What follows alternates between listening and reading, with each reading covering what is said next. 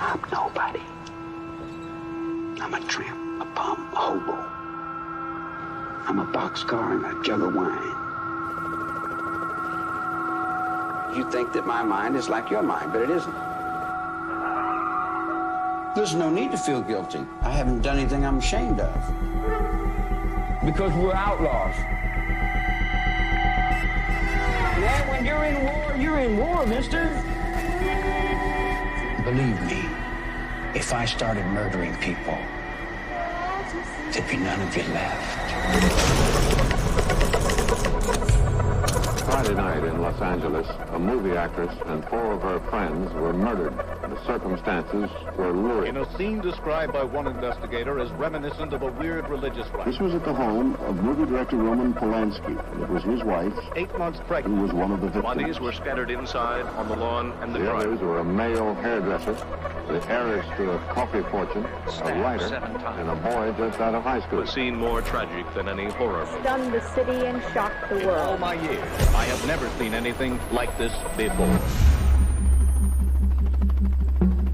Are you all rolling?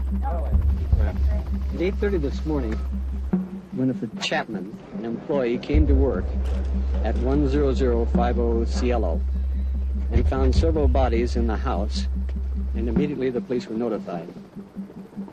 The tentative identification of the persons are as follows: Sharon Polanski, Jay Sebring, Wojtek Frykowski, Abigail Folger, and another man who is unknown.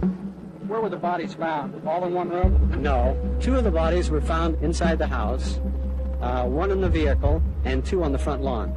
We understand she was pregnant, is that correct? Yes, she is pregnant, but I'm not going to discuss how... The body's badly mutilated. This I'd rather not discuss. Is there anything scrawled on the front door of that house in blood? I can't answer that question. Do you have any kind of an idea who might have done it? Do you have any kind of APBs out, any suspects at all? No. The only person we have at this time is Mr. Gerritsen, whom we are questioning because he was on the premises this morning when the maid arrived. Why is this case more complicated than other cases that you can't comment on? Well, what's the difference in this case? Well, how many cases and how many times do you have 5 persons that are found murdered at the same time? Living is what scares me. Dying is easy. And a short time later, not far away, a middle-aged couple was found murdered in similar circumstances. The latest murders were discovered during the night. The bodies of a man and his wife found in their home. Lino LaBianca, a supermarket owner, and his wife had both been stabbed to death, repeated stab wounds. On his body, the word war had been carved in the chest. Then, with blood, the killer had scrawled the words, "Death to pigs."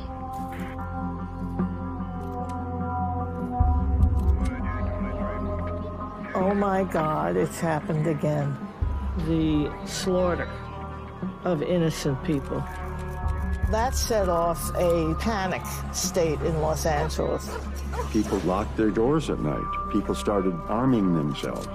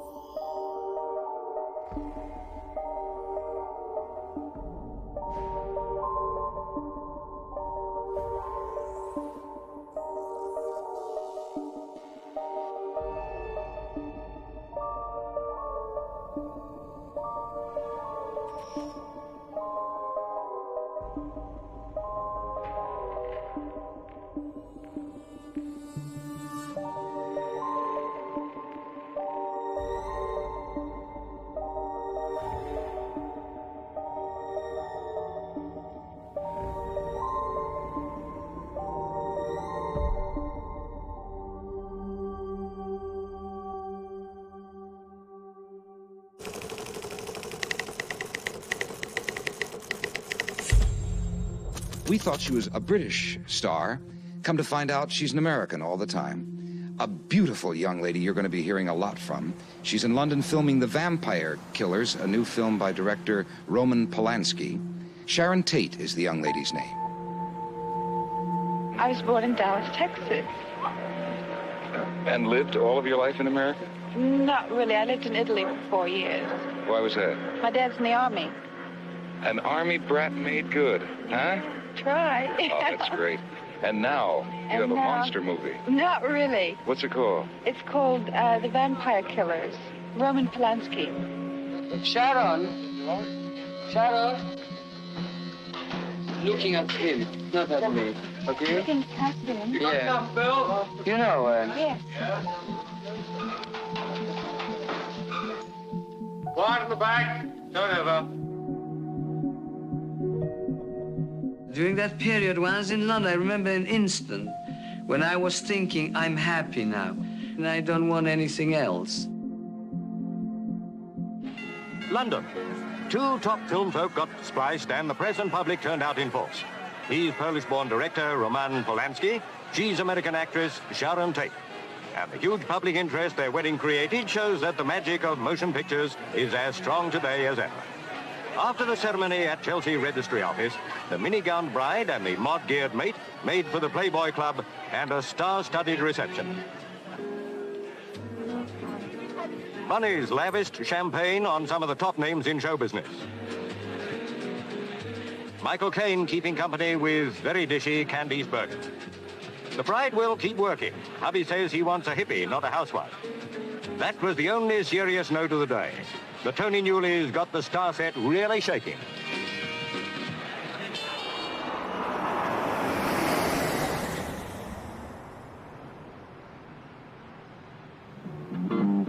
California, mean temperature, 73 degrees. The sun that never quits. It acts on the unburned hydrocarbons and oxides of nitrogen from auto exhausts. Los Angeles County, with 4 million cars and the odd bike, suffers most because it's in a basin. The breezes are balmy. There's nothing to stir up that brown cloud that can make your eyes tear. 85% of it attributed to cars. The more general effect, our whole climate is warming up because there's so much carbon dioxide in the air. It's so heavy that it prevents the radiation of heat from the Earth's surface. Ah, breathe in, city folk.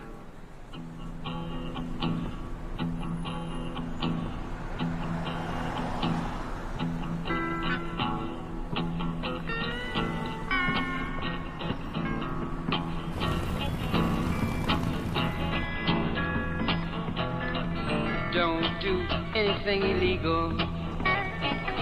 Beware of the eagle that's right in the middle of your back. Don't be illegal. Got you in a sack. They got you in a sack, and they keep you looking back. Don't do anything illegal. Beware of the eagle that's got you by the neck.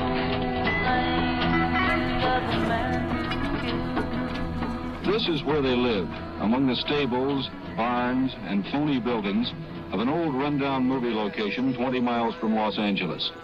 They called themselves The Family. Your ID, my friend. I got to see where you begin. I got to see your ID. Back and forth, lugging their sleeping bags. They just lived anywhere they felt like it.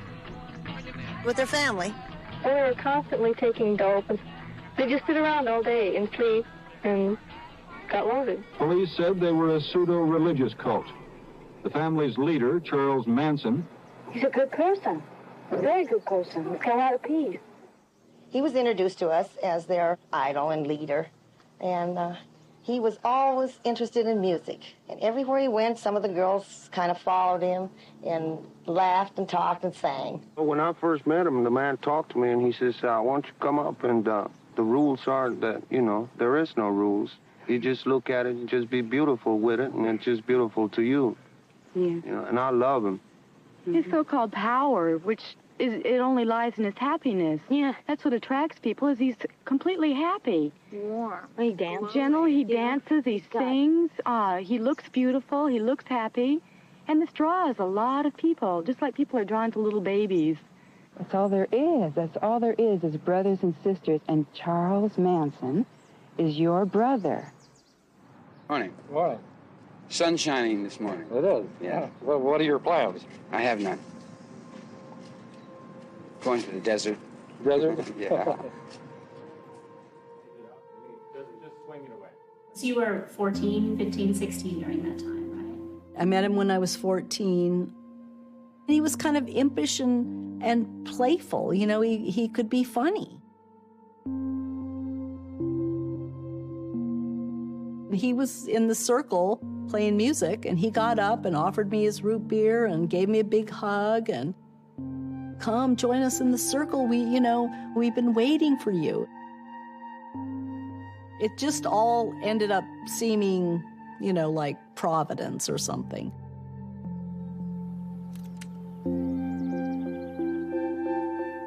Spawn Ranch had been a movie set for lots of Westerns. And when we first saw it, that's what it was. It was kind of a rundown movie set.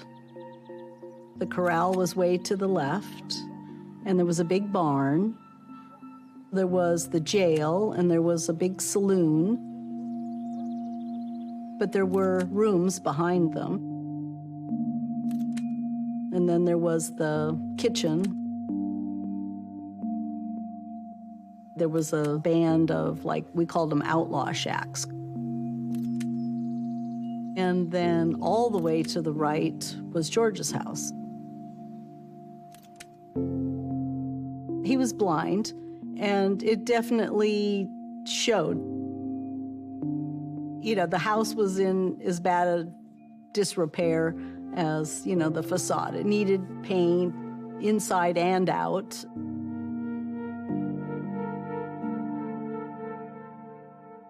And we cleaned. There was always tons of sweeping to do. We mucked out the stalls. And we helped out in the corral. We helped rent the horses. There were trails all over for riding horses into the hills where all the fabulous rocks are. We got high. Obviously, we got high.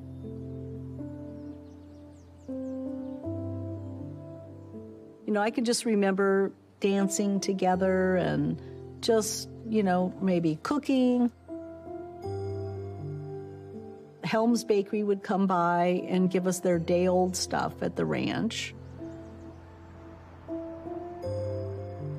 And Charlie introduced us to dumpster diving behind the grocery stores. We had our favorite ones because they had better food that they threw out.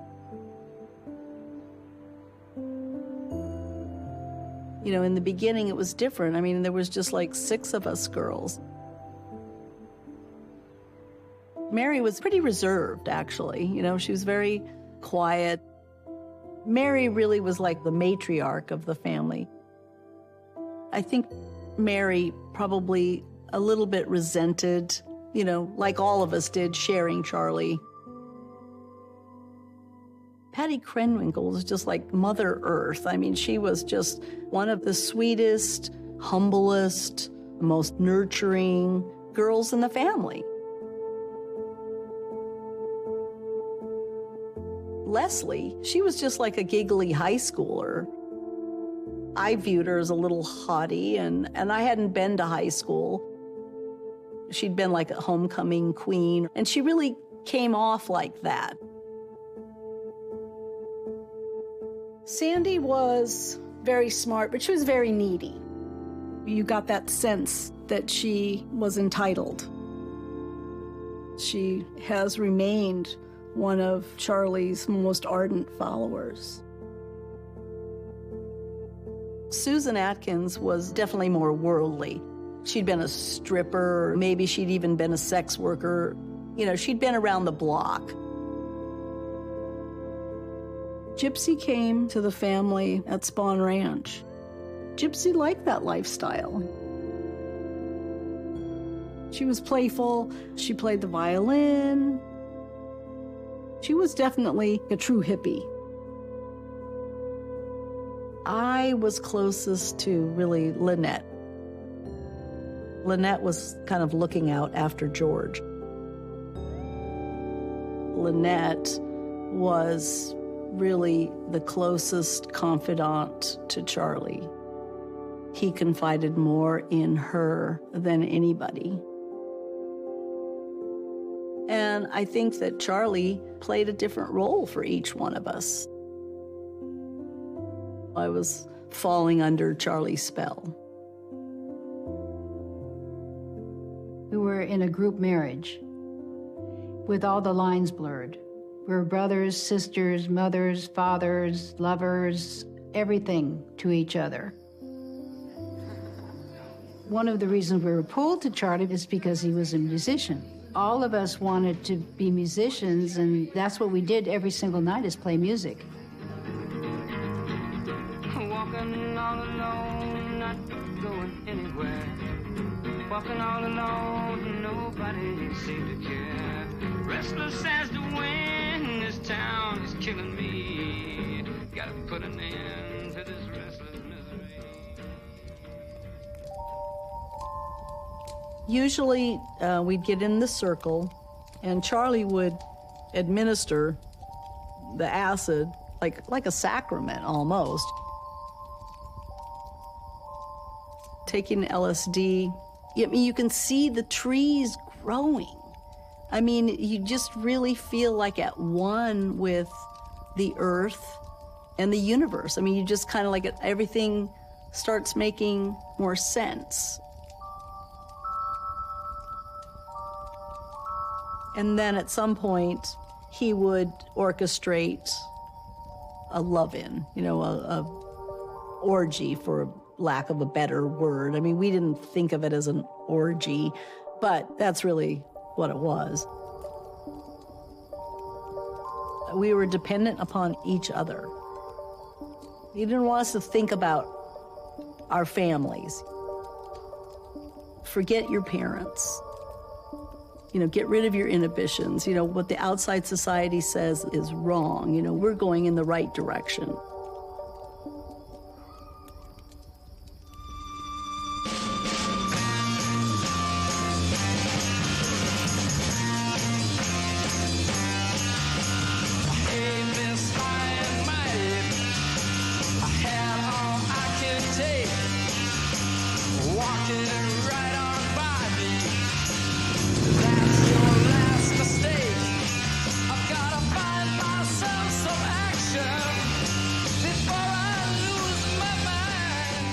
This is Hollywood, the most famous and most glamorous place in the world.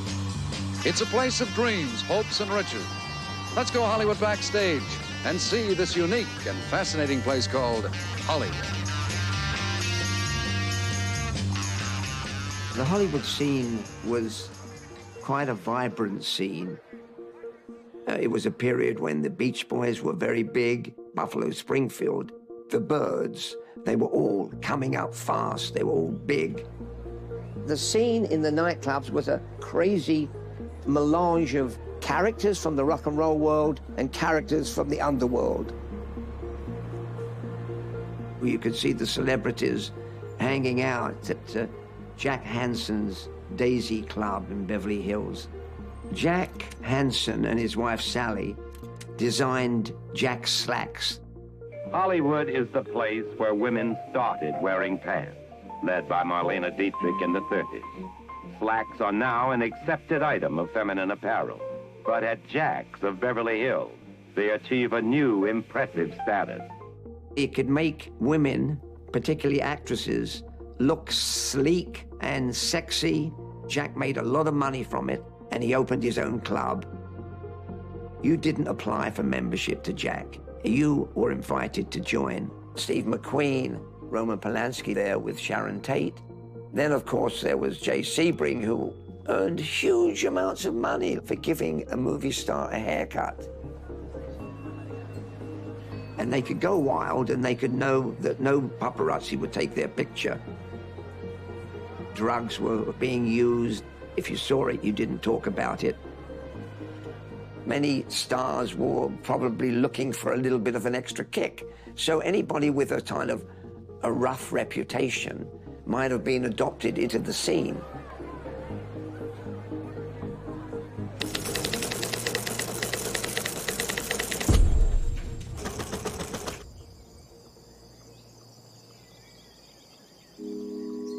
They're doing this movie in Topanga Canyon, just a stupid nudie cutie. And they want a bunch of girls that can look like Indians. I read for them and they said, we'd like to offer you one of the main roles. So that was Ramrodder.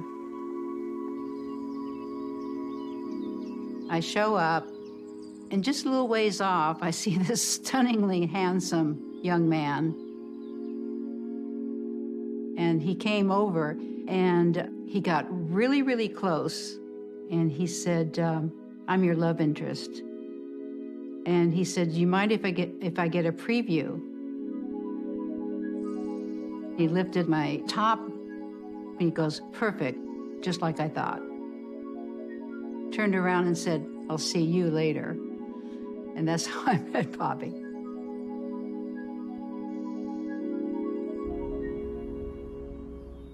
Topanga was laid back compared to Los Angeles. You had the feeling that you were out in the country, even though it was fairly close to civilization.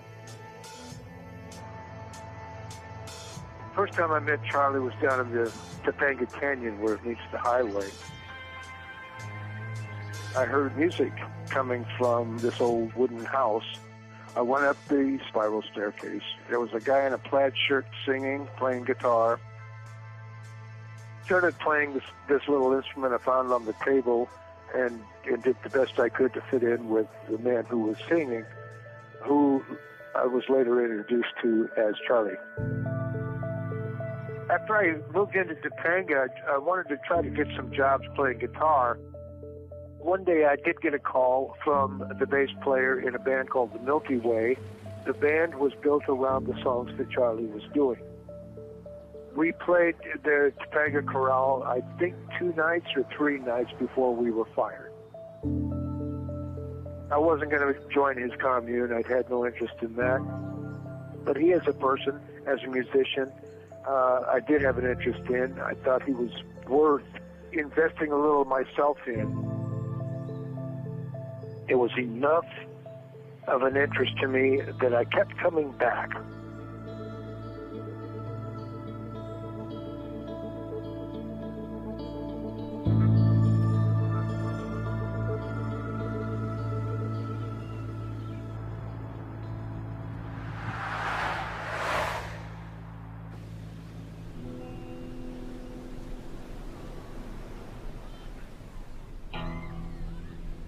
Pretty girl.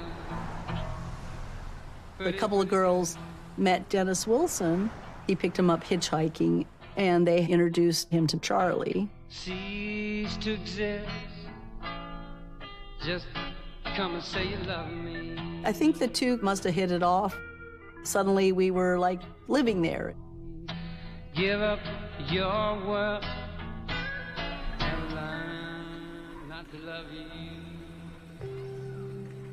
When we first drove into Dennis Wilson's estate, there was peacocks roaming around and big eucalyptus trees and just a rambling log home with a lot of glass. It was really beautiful.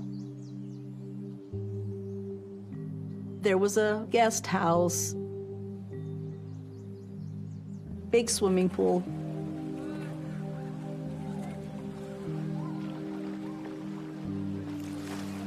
Just a beautiful place, the inside. Huge fireplace that you could walk into. Charlie was teaching Dennis how to play the guitar, and Dennis welcomed Charlie and us girls into his home, and we would take his Rolls Royce and go dumpster diving. We made food, and he was impressed. I remember making the strawberry cake, you know, and he was like, wow, this came out of the dumpster? He would introduce Charlie to his other musician friends with pride. It's common people, man. So. Both Terry Melcher and Greg Jacobson came and listened to Charlie play the guitar and sing. Dennis called me up and was very excited and said, come on, you've got to meet this guy and these girls. And he went on and on. And sure enough, it was quite an interesting scene. Everybody was having a good time, drinking beer, smoking a joint. Girls were in the swimming pool. Charlie was inside, and he was very demanding. He did garner your attention. He was a fascinating character. He was really interesting. If you had a camera, I could dance. Dennis used to call Charlie the wizard. He really thought that Charlie was magical. In the beginning, he was really enamored by it. I wrote about a couple hundred songs, you know? Dennis had an affinity for finding the waifs and people that seemed to be misfits. They would all seem to find him. That's where Charlie Manson came into the scene. He was one of Dennis's projects. Huh? Yeah, well, I mean, you know. He wasn't a friend of mine, but I knew him. He would find the places that we were, and he would just be there. I just thought he was a seedy little character, and I just, you know, and he also didn't bathe. And none of those people did. And so you knew he was there a block away, just, you know, 'cause that's who he was. The smartest people in the world are really the most cut off. And he would make you listen to this guy, and people were doing it to humor Dennis, or because of who he was, people were giving him the respect. Take all the words away. And don't think in right and wrong, just think in truth. All the answers are there. The weirdest thing was, first the parties were in the guest house, and this Manson and his crew would be there. And then it kind of flipped itself, and Dennis moved those people into his house, and he stayed in the guest house on his own property. So for some reason, Charlie was able to manipulate him. Oh, yeah, this will make you some money, man. This is the money song. Charles had convinced him that the music that he was playing was good and that he was going to be a superstar. And so I guess Dennis went along with it, I guess, and tried introducing him to people and to try to get him a record deal and all of that. You do whatever you feel, man. Yeah, well, then I won't do it. Whatever comes in your mind. Yeah, all right. I'm just sitting here going to groove with you for the next hour and a half, hour and 45 minutes. All right. We went to Brian Wilson's to a session that they were going to record, maybe a demo. Let's see. There's a time for living. The time keeps on flying. Think you're loving, baby, and all you're doing is crying. Can you feel? Those feelings real. Look at your game, girl. Look at your game, girl. What a sad, sad game, mad game. Sad game.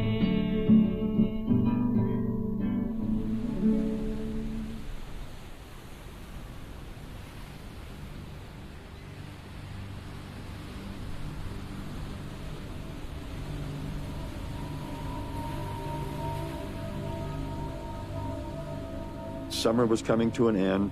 At some point, Dennis would have to leave. The Beach Boys were going to go on the road. And that's when things would start to fall apart.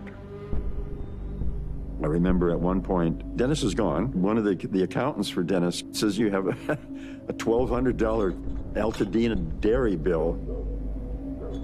They were charging everything. The Altadena dairy man would be unloading his truck there at the place. So that started to play on Dennis.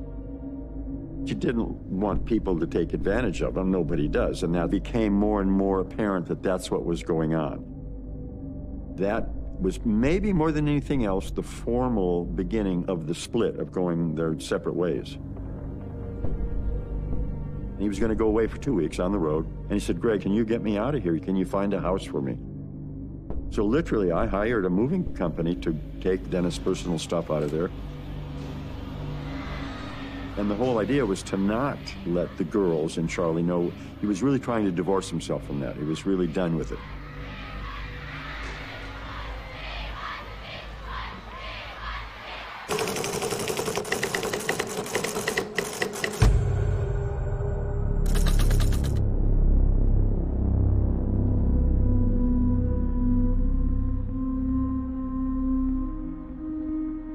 1967, 68, and 69. We had bigotry, racial prejudice, and there were race riots in every major American city. The simple fact is this: we're in the worst crisis we have known since the Civil War, and time is running short to try to find some answers to it.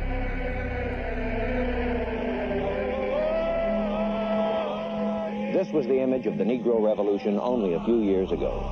Negro and white, side by side. Patient Negroes. The violence we saw was white. We saw Negroes hosed and beaten, harassed with dogs. Then abruptly, shatteringly, the images were different. Burn, baby, burn. Round out, we shall overcome.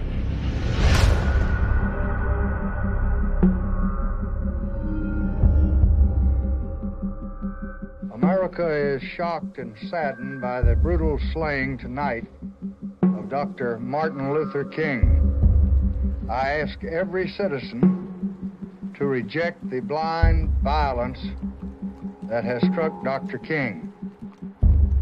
When the racists shot Martin Luther King, the bullet that killed him killed nonviolence. During rebellions, brother, you got to stop looting and start shooting. Black power, brother. Charlie Manson thought black people were inferior, but he also feared them. He began by being afraid of the black Muslims in prison. So what Charlie talks about is a race war is coming.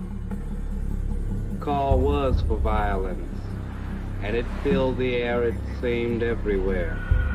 I saw myself reflected in the wildness of their oaths and stares. We have been too nonviolent. You are either for us or you are against. There's no such thing as a nonviolent revolution. He was convincing them they were either going to be murdered by the blacks or the blacks would make them slaves.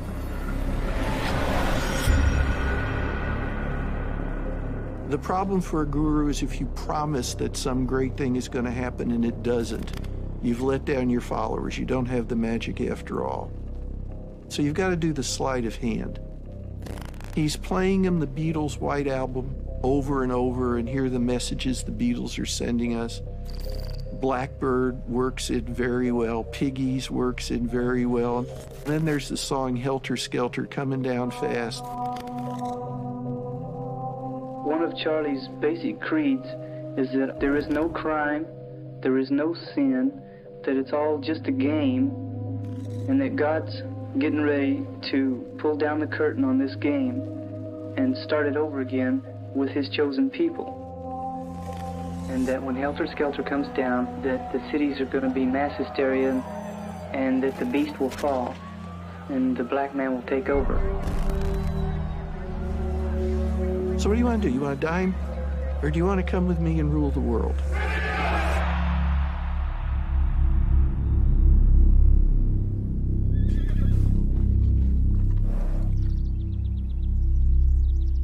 These communes undergo a metamorphosis as this kind of culture is established. I think it's rather benign. As it continues on, I think the degree of criminality increases until the whole spectrum of criminal activity is ultimately results.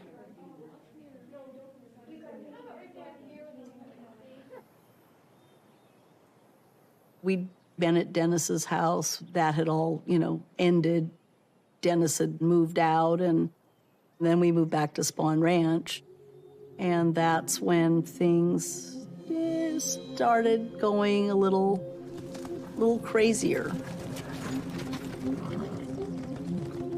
The recording thing didn't go well with Dennis, and then they were still kind of dangling a carrot, to make a record, and then that didn't happen. And after that, then all the energy was about getting money. We got introduced to the desert. Race war, the Helter Skelter was going to take place, and that this was going to be a hiding place. Most of the people on the earth would be gone, and so he wanted beautiful people to help repopulate and rule. And that's when I realized everything had changed. The Straight Satans, the motorcycle gang was involved, and there were knives and there were guns. They were like a protection and a provider of weapons. Danny DiCarlo was probably like the leader or the most vocal and the most friendly with Charlie. When did Charlie start to change? Initially, you didn't like the guns. It was a couple months because at first he went into it, you know. When I first went up the range, well, I brought everything. I brought my whole arsenal up. You know, I had 3 rifles, I had a couple of handguns, I brought a machine gun up there. Yeah, there was a machine gun like John Wayne, sprayed that thing all over the place and bullets went everywhere. But it made him feel good. We had fun. We had fun shooting guns. No doubt about that. I did. Who was the best shot? Sadie, I say Sadie was, you know, firing the machine gun. Did she get off on that? No, everybody did. I did too, watching them.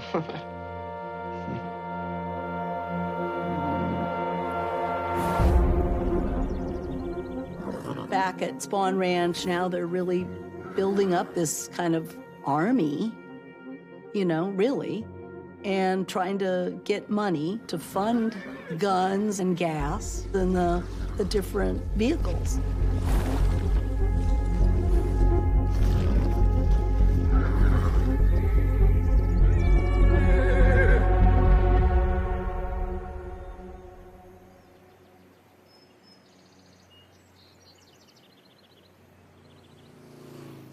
Charlie sent word to Bobby, who was living in Hollywood, with his then-girlfriend, Kitty Lutzinger, to come help us get protected. So Bobby came on the ranch, and he hung out with the bikers, and he got enthralled with them. He thought, you know, iron horses, freedom, so he wanted to be a prospect. I really wanted to be a part of that. You know, I was a wannabe, and I wanted to be accepted. I was building a bike. I liked the lifestyle. Whole motorcycle culture, the biker culture, represented a kind of freedom that I longed for. I wanted to ingratiate myself with the club. And when I heard that they were looking to get some sort of party drug, I offered to, you know, score for them. The only guy I knew might have anything that would have been of interest to them was Gary. After I left San Francisco, I went to L.A., and I met Gary Hinman, who was a friend of a friend. He let me rent for a very low rental fee the basement of his little house. He had a baby grand piano in the living room, which was also his bedroom and also his library. He did teach piano out at UCLA, played piano for a dance troupe. Gary loved music. He loved books. He went on to pursue a master's program. His mother was very proud of his musical ability. He became involved with Buddhism, and he and his parents were going to go to Japan on a pilgrimage. His parents were paying for the trip. He did not have the money to do that. Gary was a gentle human being. Gary wasn't like a real dealer by any means. He was just a guy who sometimes helped to make ends meet by selling a little bit of pot to his friends. I did know that Gary had some mescaline. The Straight Satans gave me some money to go score from Gary, and I went and got mescaline for him. It's a really stupid idea on my part that mescaline would be a good thing to give to some bikers for a party. They came back to me and confronted me, saying that they thought it was bunk. Some of the guys had gotten sick on it. If guys are drinking beer and popping Red Devils, they take mescaline on top of that, yeah, they're going to get sick. They wanted to get their money back.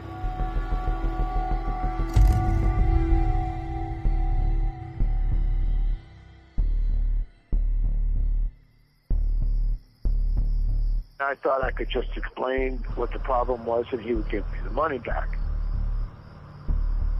Bruce and Danny drove me over, and Mary Brunner and Sadie asked me if they could come along because they were friends of Gary's. Honestly, I didn't think it was going to be a big deal. I had the gun because Bruce had given it to me. I guess Danny recommended that I take the gun and that it'd be, the sort of confrontation. I didn't see it that way because I didn't see Gary that way. We talked about it, and I told him what had happened, and he says, well, Bobby, I don't have the money.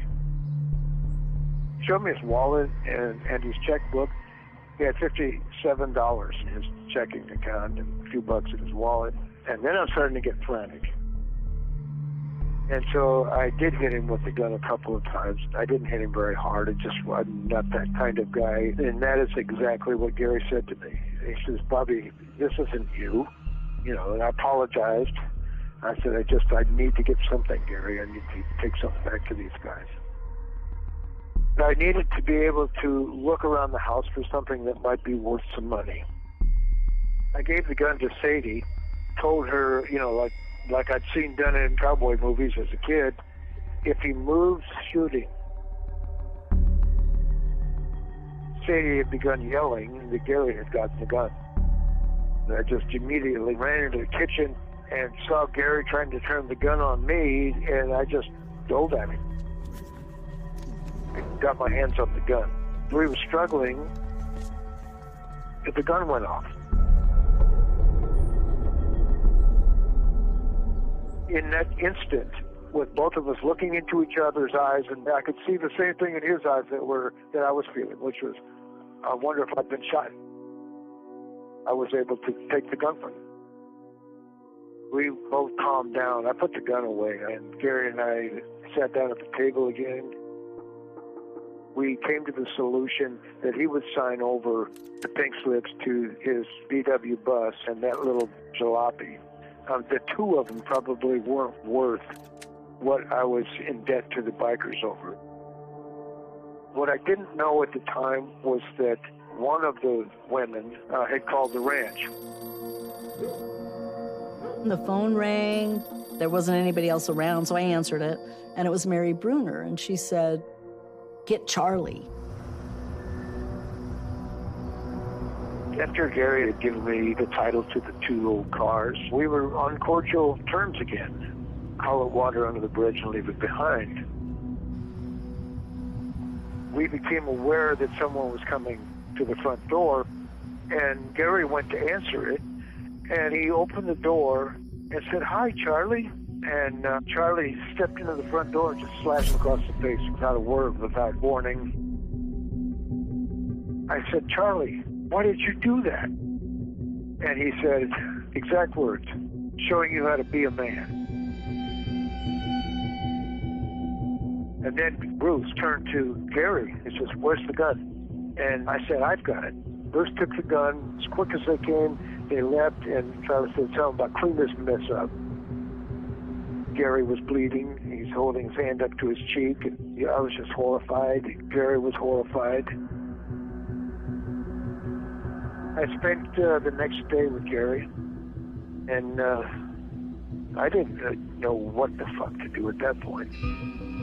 I was getting increasingly desperate over the situation. So I called the ranch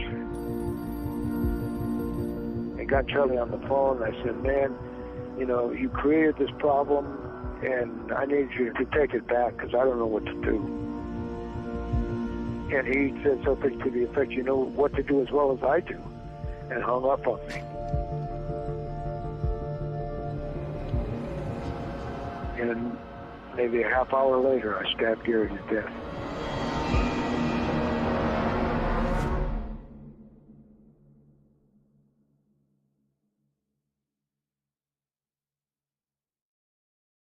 He was found in the living room directly up here, and he was lying on his back with multiple stab wounds. He had been dead approximately 1 week at the time that he was found. After we entered the home, we saw signs of a struggle, and it appeared as though there had been some degree of violence. I would never have killed a man had Charlie not come into Gary's home, slashed his face, and then left me there with that responsibility. I don't remember writing blood on the wall. I don't know that I did that. I had always assumed it was me.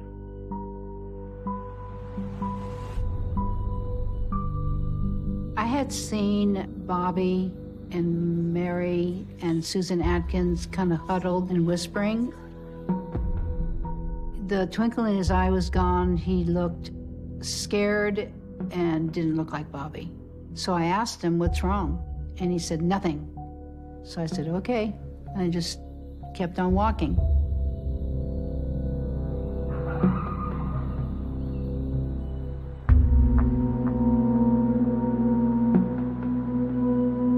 Bobby Beausoleil, in his stupidity, gets into the car of the murder victim, Gary Hinman, and he drives 120 miles to San Luis Obispo.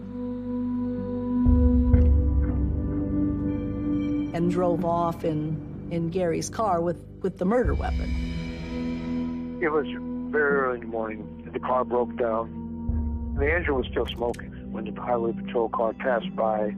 So I jumped into the back seat and pretended to be asleep. I didn't know what I thought that would do to help. The highway patrolman discovered it is the car of the murder victim, Gary Hinman. Mr. Beausoleil was arrested, accused of first-degree murder.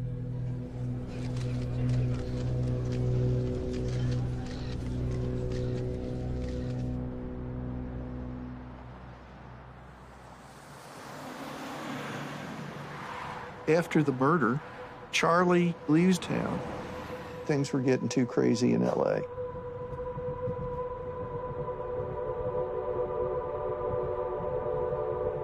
When I met Charlie, I was 17 on a road trip. When we were on our way home, it was probably about, 3 in the morning or something. We stopped for gas. I went to go to the bathroom. There was Charlie, and a couple of fellas, I think, that were just hitchhiking were with him as well.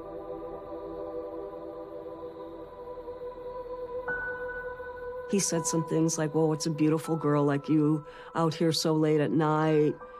And in just a short period of time, he was able to tell me everything I ever wanted to hear. I bet your dad doesn't really love you. I bet nobody really takes you seriously. And I was like, wow, and I saw there was guitars in his van, and I thought, oh, this is neat. We were near Big Sur, and I had always wanted to see Big Sur. So I don't know what happened. I told the fellow that I was with, I said, I'm gonna go with these guys. And the attraction was just immediate. Yeah.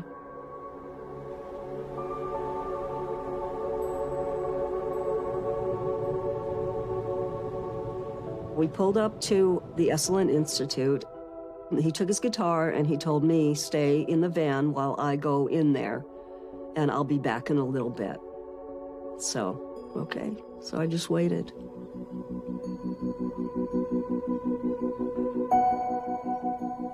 I think that he was thinking that they were going to be really blown away by his talent and, his music abilities, and, ask him to come back and possibly pay him. But, they didn't. He was pretty upset when he came back. The fact that these people were not impressed with his talent made him angry. Put his guitar in the van and hardly said, 2 words, and off we went.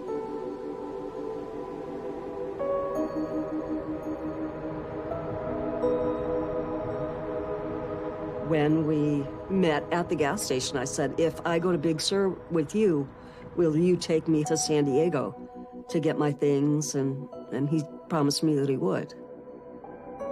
And he did.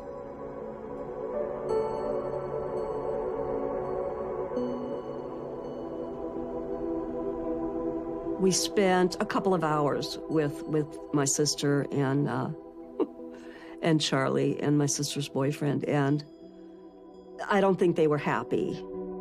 You know, they were on the outside looking in, and I don't think they were real glad that I was going with him, but nevertheless, I was, so. Basically, I didn't take much. A few clothes, my dog, and my guitar.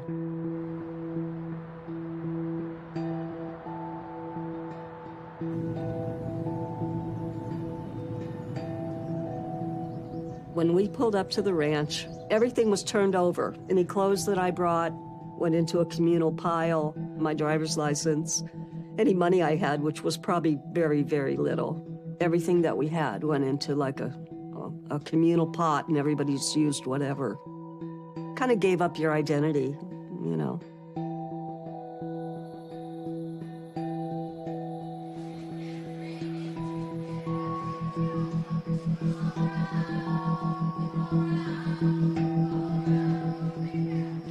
I asked Charlie, hey, do you know what's up with Bobby? And he said, yeah, he got busted in a dead man's car, and now he's in for murder. And I said, Bobby? And he kind of said it with disdain. And I said, well, what jail is he in? I'll go see him. And he said, I've got this covered. You stay out of it.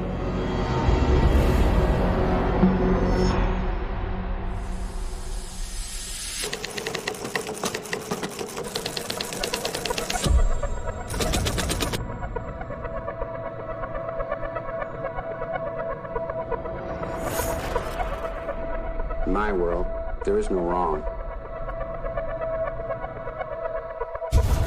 You think that my mind is like your mind, but it isn't. This confusion belongs to you. It's your confusion. Living is what scares me. Dying is easy. But there is something else here. We have known what Manson did without understanding why. Charlie played a different role for each one of us. We were everything to each other. This wasn't what I signed up for. These were America's children. It was the 60s. It was a perfect storm. People have been brainwashed to believe the real reason behind these murders was to start a race war. He said, you die for me. Helter Skelter simply means confusion.